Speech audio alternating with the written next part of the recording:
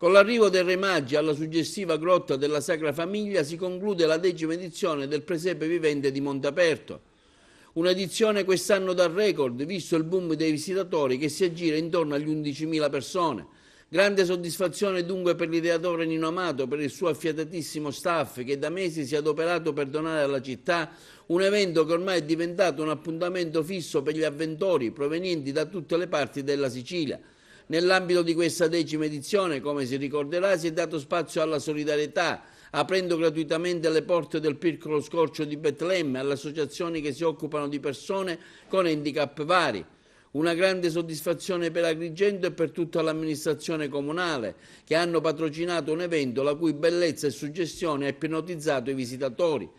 Ma non finisce qui, il presepe in via del tutto eccezionale si è trasferito alla Valle dei Templi, a Casa Barbadoro, ai piedi del Tempio della Concordia, per offrire ai visitatori parte del gusto e della suggestione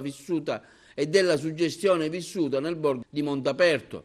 Appuntamento quindi per il prossimo anno che senza dubbio regalerà tante altre belle novità.